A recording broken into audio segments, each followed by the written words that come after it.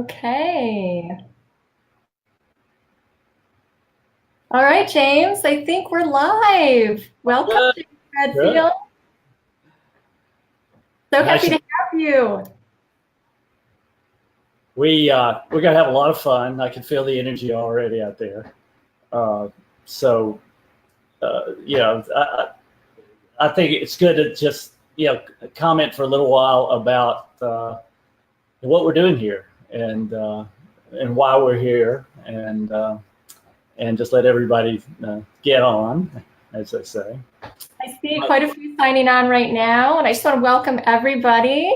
We are having a Facebook Live event for the Love Force Breakthroughs upcoming event here that's happening in Chicago at North Central College, Pfeiffer Hall in Naperville on September 21st.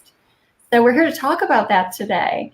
And we're so happy that you're all joining us. We're excited that you are here and that we made this happen. Yeah, this will be fun because we have about 45 minutes, so we can give a real overview of what we're going to be talking about at that event. So people will get a sample of what love breakthroughs are, and obviously it's tuning into a greater spirituality.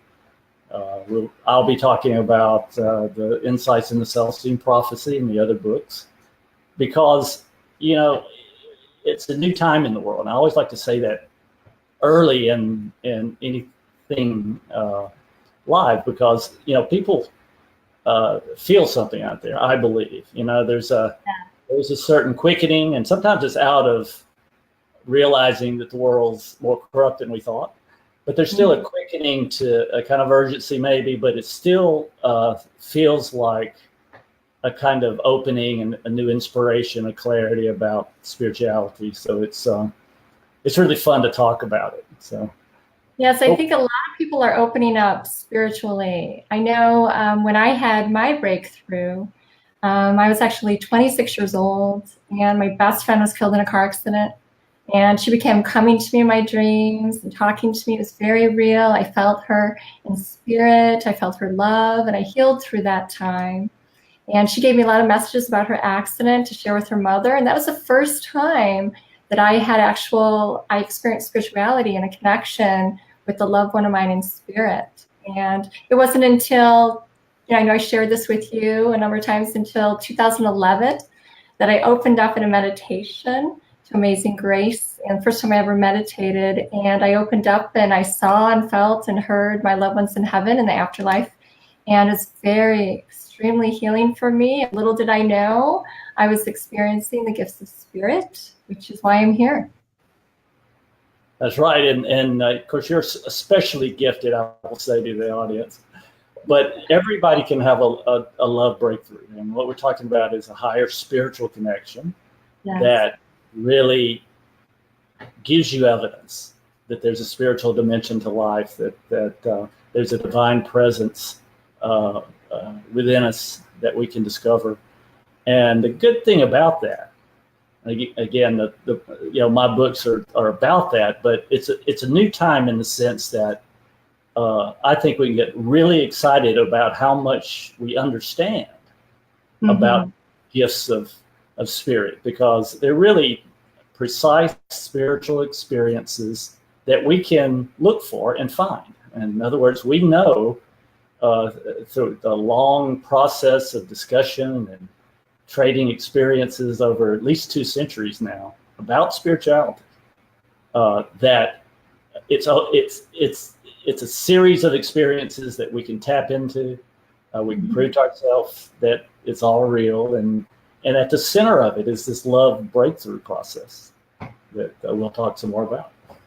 And we feel the love. When spirit connects with us, I know in my work as a spiritual medium and mentor, spirit brings signs to people to let them know, their loved ones, that they're with them and they're helping them, they're loving them, and they're guiding them still. It's very, very real. They can put them in synchronistic events, and you know all about that too. And it's incredibly healing. It's incredibly healing. And it's a time for spiritual awakening as well. I know that my childhood friend open up that door, help me open up that door to spirit, to know that, and to heal from the grief, but to know that my grandmother's with me, grandfather, my uncle, like they all passed in such a short period of time. And I was healed through so much of that grief through the spiritual connection that's available to all of us. Yeah. Tell everybody more about what you do, what you're doing now with that gift.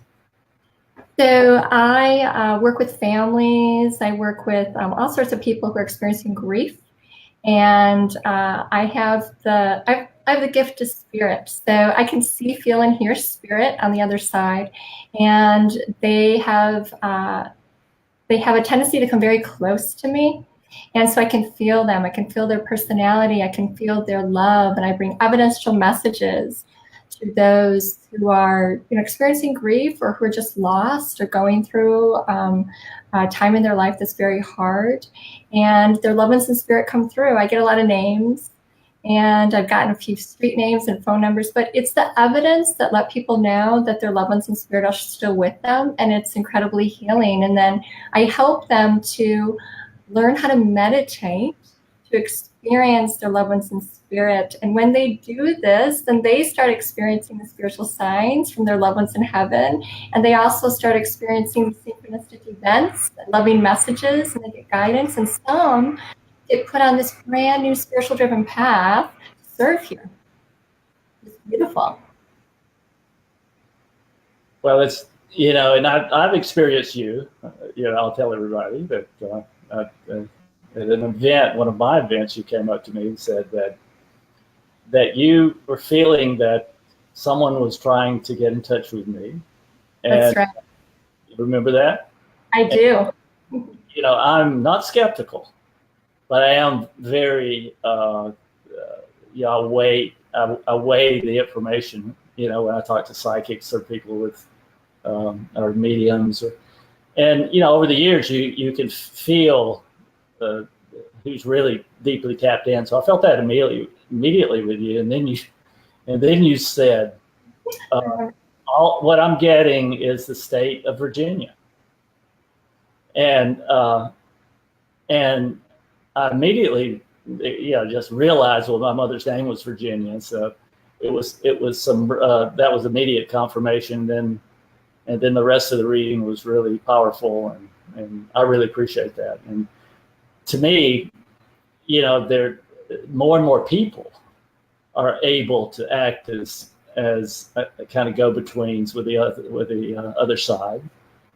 And what's interesting from my point of view, I'll give you a little bit of background about me, because I started off very, very, very surrounded by very spiritual people. Mm-hmm. I wanted to go. I had an instinct and a drive to find out more details about what was going on. And so I really grew up in a very, very loving, close community church that surrounded me with, and I just took it all for granted. I said, these people, it was all love based. It was all helping based. Everybody was intuitive about what to say to you when you're a child. Parents and grandparents and community members that have known you all your life. You get at a certain stage as a child, and my experience was that with the older adults would come to me and say, well, you've probably been thinking about this sports, and what do you really want to do, and it would always happen just when I was thinking about what sport I wanted to play as a child and that sort of thing. So I just took all that for granted, a kind of spiritually based helping. And of course, later on, with the Celestine Prophecy and the other books, I began to talk about this kind of interaction, the spiritual interaction that's basic to spiritual consciousness, and how the whole world eventually will operate on that, in that spiritual culture. But how I got there was a long, convoluted trip. In college, I sort of got away from church or that side of life and got into science and what the intellectuals are talking about in terms of psychology first. And then later, as psychology branched off into what we now call transpersonal psychology, meaning that that unknown, hidden part of ourselves that's connected to a divine source, and that we're now trying to, as scientists, we were not at that point trying to figure out, well, what is the nature of this divine source that seems to be involved in our lives, and how does that work exactly? Which was exactly what I left home to try to find out.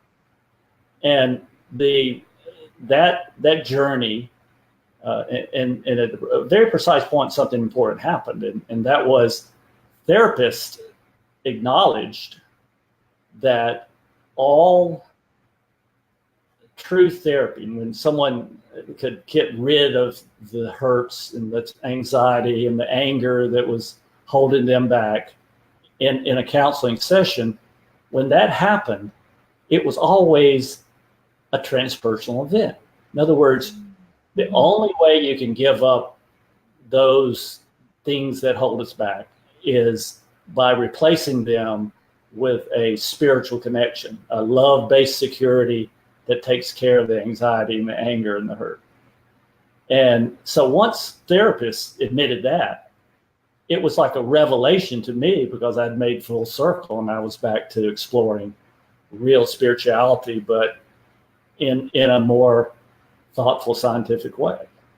And then that evolved, of course, in realizing that you can't talk about spirituality outside of our stories about it. That's true. True. It gets too academic. It gets too abstract. So what we have to do is see it in context to believe that this is something real. And of course, that revelation resulted in my first book, The Celestine Prophecy, and a story about spirituality. And I'll talk a little bit in a few minutes about those revelations, but it's always a breakthrough, whether it's a crisis that creates it, whether you just are looking at a sunset on a mountain and you just know there's more, or whether you grew up in a church and you've seen it validated over and over again, and this crosses all religions, by the way. There's a path of true spirituality that happens within every religion, and it's the same one that all the great icons of religion traveled. So we just leave that there. Know that my spiritual upbringing, my spiritual experience meant a lot to me, and so I follow that journey still. But I see spiritual breakthroughs happening by people who genuinely get to that spiritual connection through different paths. So it's amazing how, we see evidence of it everywhere. Sometimes it happens outside of any religious context. That's so true. Yes. But I believe fundamentally that it feels the same way. Once we make that spiritual connection, as a human being with a soul, that opening feels exactly the same, no matter the context that we're doing it in. So it's a matter of getting back to that connection from all the toys and the distractions that society presents, if we want the greatest life possible. And at this time period, we can put all that together. I mean, we understand exactly what a spiritual breakthrough is, and it's not just reconnecting spiritually. It's having the best human life you can have as a result, because all these gifts guide us and keep us on the path with inspiration. And that's what all of us are looking for, clarity about what we're really supposed to be doing here. And we're looking over here. That's right. That inspiration. And your book, your insights, your spirituality, your experience touch millions and millions and millions of hearts. And I know, having these gifts of spirit, we're here to teach, we're here to share it, we're here to help people understand what they're experiencing. And it is experiential. Spirituality is experiential, and you have to, I won't say have to, you experience it. And then you wonder what just happened, and you're placed in this wonder and awe, which is a gift of spirit, by the way. It's one of the 7 gifts. And that's where I was. I was in wonder and awe for so long, experiencing spirit without understanding that I was awakened and I was receiving and I was in transformation. And it was for my highest good to help a lot of people, to meet people like you, James, too. And what I also feel is that when we have these experiences of spiritual awakening, people are brought into our lives, and they're brought into our lives for a reason, because we're following our own path through the spirituality, and it's very spiritual driven. And it is an awe, it's a wonder, and it's a feeling of peace and love. We're not walking alone, and we are connected. I say we have our spiritual dream team around us, it's guiding us all the time. And the heavenly language is ever present around us. We just may not be paying attention to it, but it's very much there, very much there. Good. Okay. I'd like to talk about synchronicity. You brought it up. I mean, yes. I think what we're doing, and I like to debate atheists, because, they really are just hurt that they have no operation manual for life, right? So it couldn't be anything spiritual about it because it's too absurd out there. And my chief point about it is that, well, there are a number of experiences that prove the existence of a divine presence that leads us in life. And if that's true, and we have those experiences, that's direct evidence. So we no longer disbelieve. And that argument works because it's something so simple, these experiences, these gifts, that anyone can prove to themselves that they're true. And I always like to talk about synchronicity, or serendipity, is a more traditional word for it, but it means the same thing. It's this perception in your life that mysterious coincidences are happening to guide your life forward in some way. And it's an individual experience, and for some people that's too abstract. Well, what do you mean by that? Well, you have to tell the story, right? Right, it's in the story. About it. So the story I like to use is the one, the synchronicity that happened to Abraham Lincoln in his life. And he grew up in a very rural place in Illinois. He was pretty much limited in his occupational choices. He was either going to be a farmer or a shopkeeper or maybe a minister, but that was it. But he, his mother attests to this. He wanted something more. He saw something more in his life, but he knew about government, and there was something about that. He would talk about it. So something was driving him toward that, but he didn't know how it was going to happen. Mm-hmm. And he was in town, and there was a peddler there with a wagon and had some goods, but he was down on his luck, and all he had was an old broken barrel full of a few odds and ends in the barrel. But all he wanted was 50 cents for it. And because Lincoln saw his plight, and he had 50 cents, so he bought the barrel, the whole barrel. He gave him the 50 cents, and when he turned the barrel over, inside the barrel was a full set of current law books. Which he and his mother started him learning law. He got an apprenticeship next with a lawyer, and then he was finally certified to be, as he grew up, certified to be a lawyer in Illinois, and went on to complete his famous destiny. So that's a big one, right? That's a big one. All that big, but anybody can look around and, I mean, think of their lives and see how they met their spouse, or how they chose or how their first really great, fulfilling job came to them. And it always is, it's almost like chance happening, it's just, things come together. And any of us can, in retrospect, what we're learning to do now, and it's a new time, right? What we're learning to do now is realize that we can, if we slow down a little bit, we can catch and become aware of these synchronicities that are happening in everyday life. It's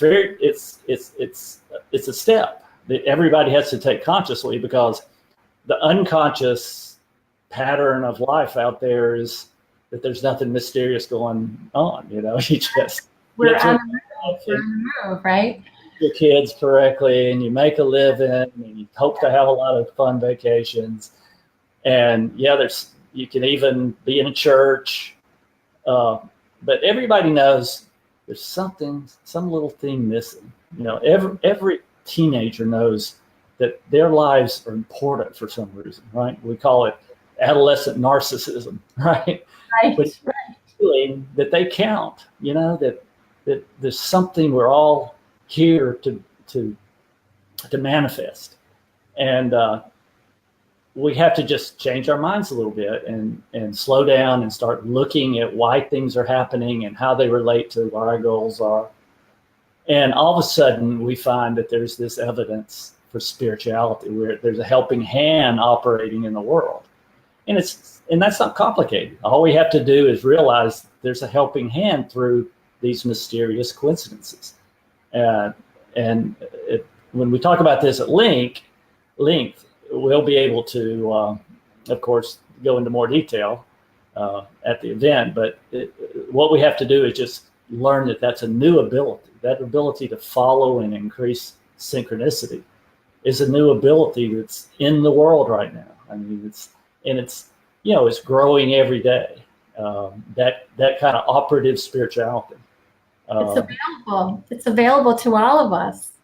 And I love hearing you say this, James, that it's in the slowing down, really in the slowing down, as you mentioned, self-reflection, contemplation, meditation. It's slowing down. And through that, what happens? We start to experience the gifts of spirit. We start to experience spirit.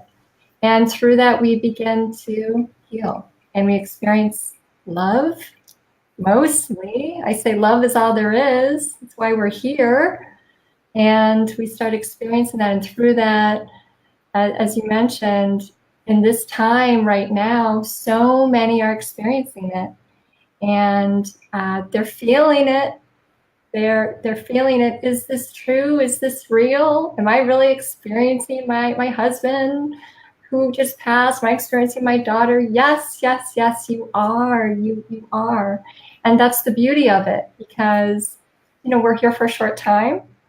And as you said, we're here to know why we're here and who we are and what we are, and manifest that. And I say with spirit and with the divine, it can be co-created, and we can be guided and uplifted in that place of being and of slowing down, and some amazing things happen. You were talking about synchronicity.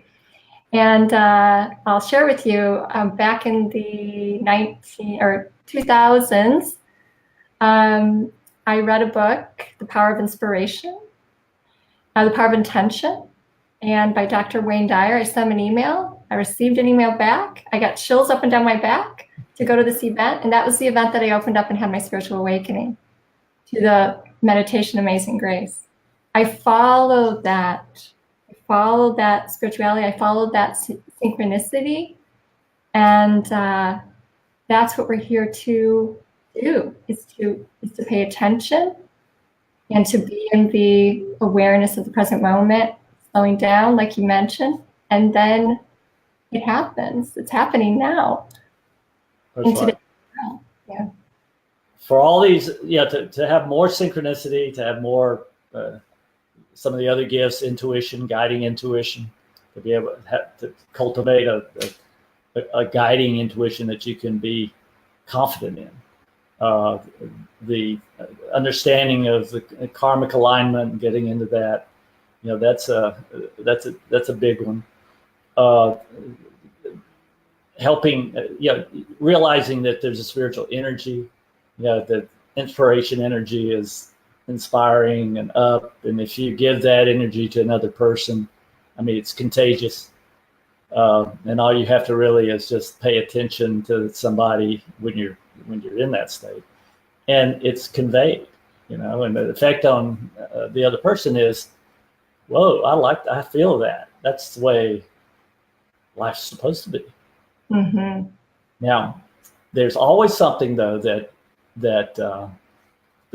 knocks us out of it. Okay, we're human, and we can feel this. We can see the synchronicities unfolding in life. We can get clarity about what we really want to do with our work in life. But then something happens, and we either go into fear, anger, or hurt. Mm-hmm. And what happens is that can come back, and everybody listening now knows that this is exactly true. What knocks us out is an emotion other than love. It's either jealousy, rage, any of the hates and angers, and then the hurts. All those varying emotions are going to happen to us in life. The key is to come back to love. It's a love breakthrough that you're looking for, and if we're just giving the overview here, this is the main point. There are things that hold us back, and there are ways the only way really to move past those is to make that spiritual connection where we're connected with a love security, love-based security. So, and then we see life in perspective. I mean, it gives you the greatest perspective.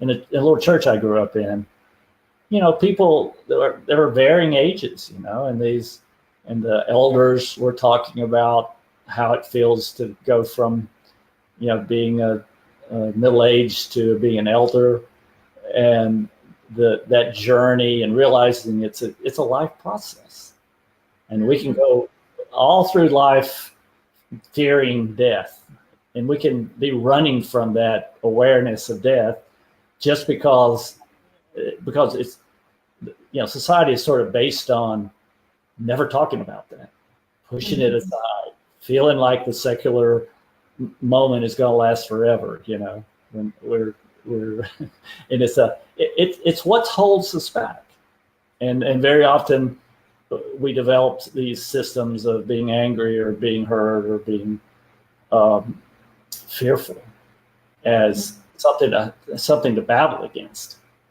and it's not a battle, it's not a war. What we do is we just have to come back to a love connection and build it. If we get knocked out of it, we come back to it again. And what we have then is a peacefulness, peace that surpasses all understanding through the hardships of life. And we are here, we come, we do our work, and we go back to the afterlife.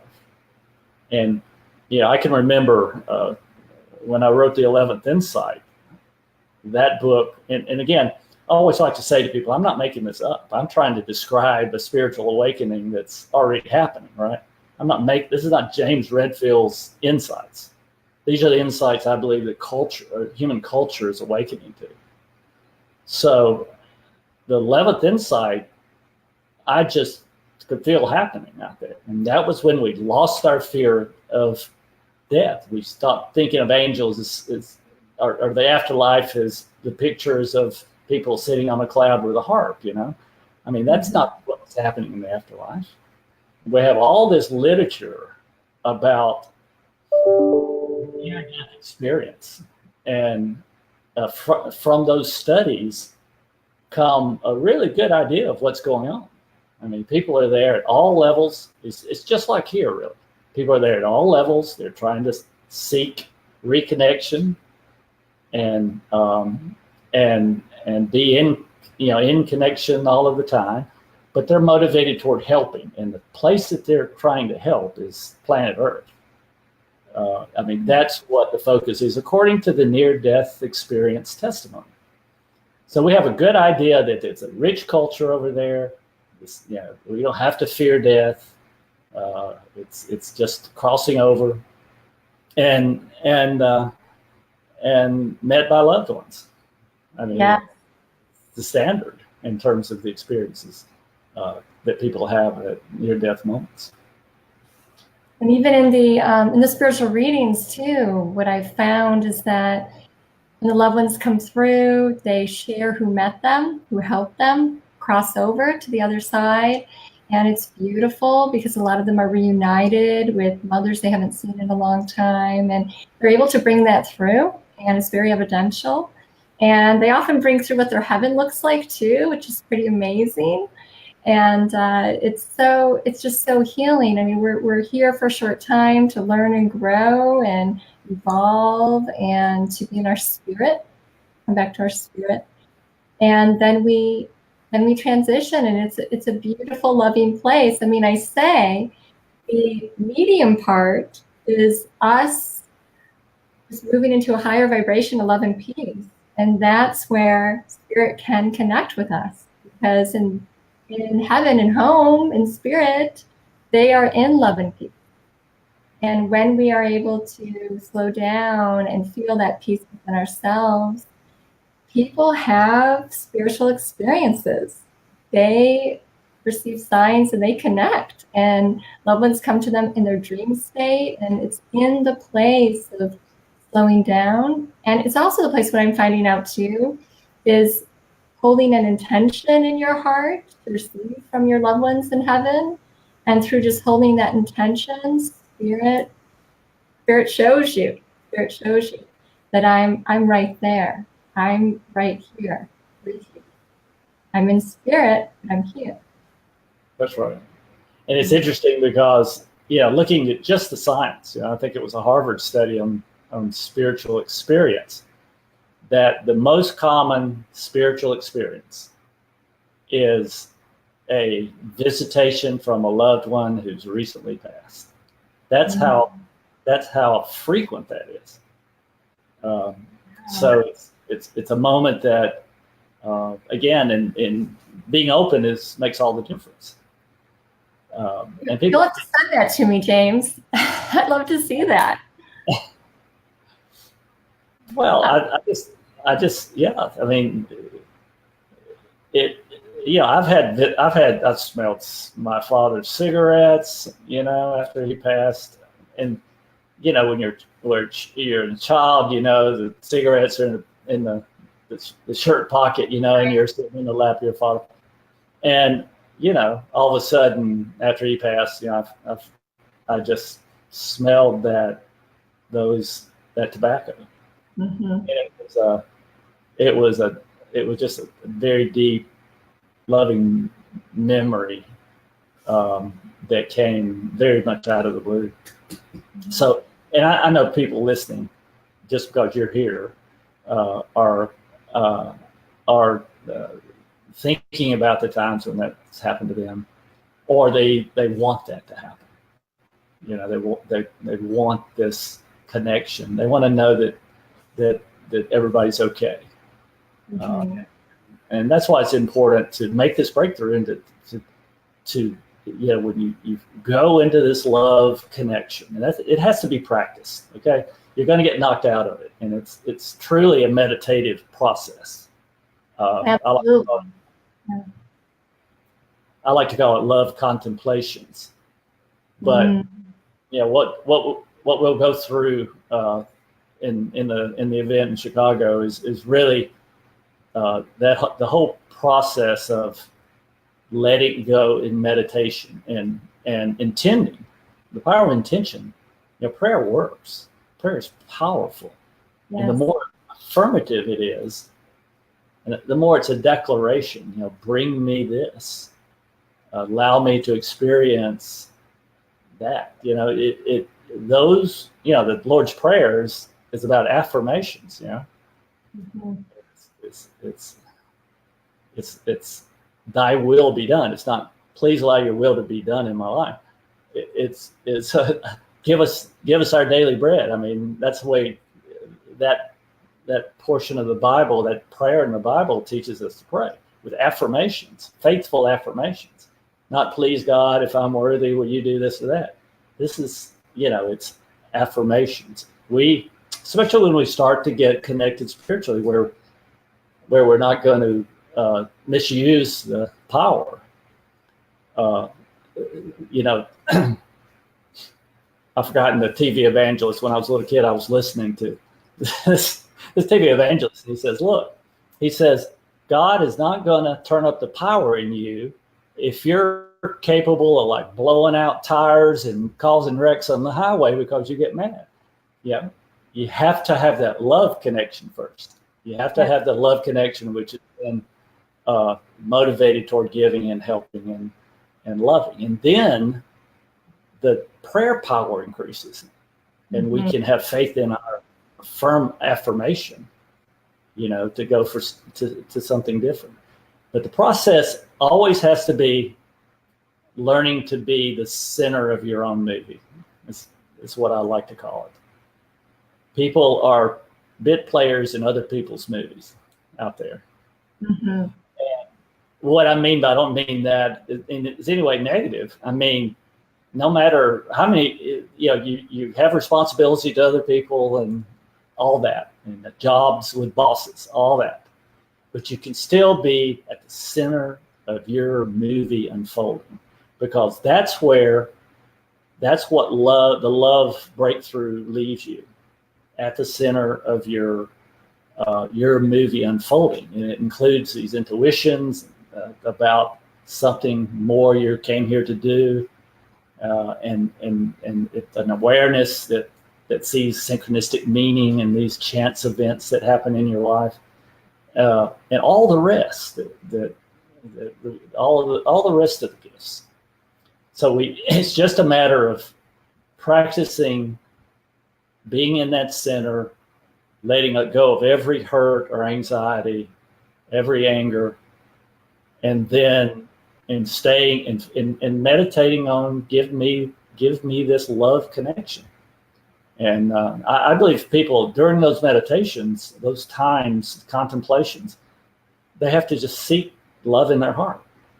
And what happens, as you know, there's a heart opening. That's right.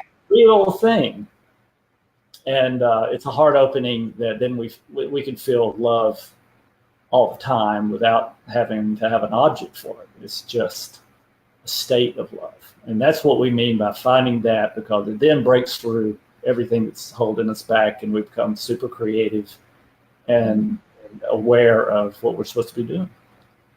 And this is everything that we're going to be talking about on September 21st in Chicagoland, in Naperville, Illinois, at the North Central College Auditorium, Pfeiffer Hall.